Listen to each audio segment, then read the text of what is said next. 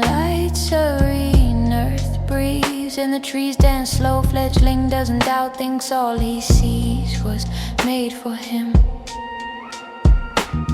His home, his health, everything the sunlight touches is felt. He flutters through it, feathers shaking loose, falling to the ground where quirk some human children pick them up and tuck them into caps. But shadow creeps under the leaves, slithering slippery fiends, cutting trunks from roots, decay making entropy crowned as it falls like burning tears, ripping apart years of protection. Black blood pervades and seeps from broken bark, trees hollowed out by pumps of peril. Those locust men who invade the scene mess it all up and leave.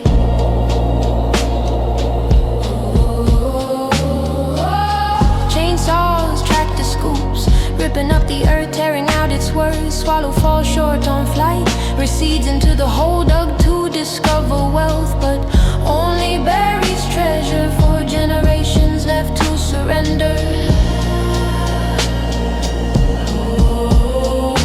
The birds of the realm gathered to mourn, molten form brigades, Air Force, aviary, meeting aged aggression, wing by wing by wing. The sparrows make the shapes, the crows hold the strategy, devise with hawks who drop the small rodents from their claws and turn mid-air toward battle.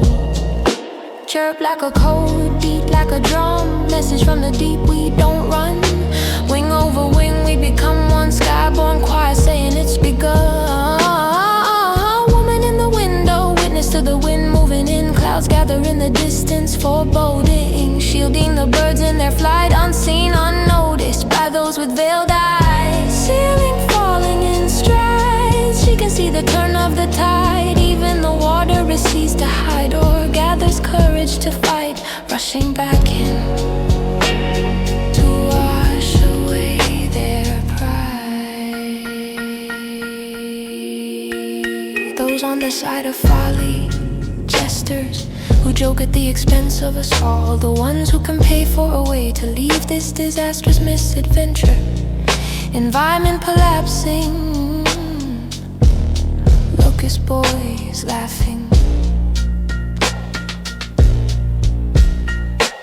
But the birds swoop, sweep and aim with beaks, pecking the eyes that refuse to see, chewing tongues that speak only deceit. They feed on lies, carrying spies, devoting their life force to save our cycle. Our free ride through the cosmos on this rock we named home, taking it for a spin. She is brought to the edge of movement, dancing in the frame, catching the rhythm, heart beating the same as the pigeons, bobbing their necks, and the wrens catching rays in their colored wings. Crows hop from locust to locust, undoing the heads of men who came for profit's sake, never to hear a prophet's take. That Hamir's mixtape of nature's beats, lo-fi or high-rise fidelity, pools on the top floor, party mentality. But we all have a responsibility. She straps on sandals, lights the candles, burning bridges meant to carry her to shores of more. She can set fire to the expectations of a rundown nation. She can soar with the battle-winged troop instead of jumping through flaming hoops in a corporate jungle left without feeling. She stands at the edge of the cliff, looking down at the mound that covers the little swallow. The man at the top, shallow, hollow, follow, a monument to everything taken. She strips his claim from the air itself, denounce the right he carved from ruin, the plunder, the pillage, the man-made rhythms that turn daylight into dread and night into a rumor no one remembers. Then the sky moves, wings gather, a storm of feathers and fury. The birds circle her, swallows, crows, finches, hawks, a living halo of owl in motion. She's like a bird scraping by, staying alive, while the men keep circling to tear down what they never learned to love. She joins them not above, not below, with the charge, born of breath and beak of heartbeat and wing beat of land and life, and the last unbroken thread between them.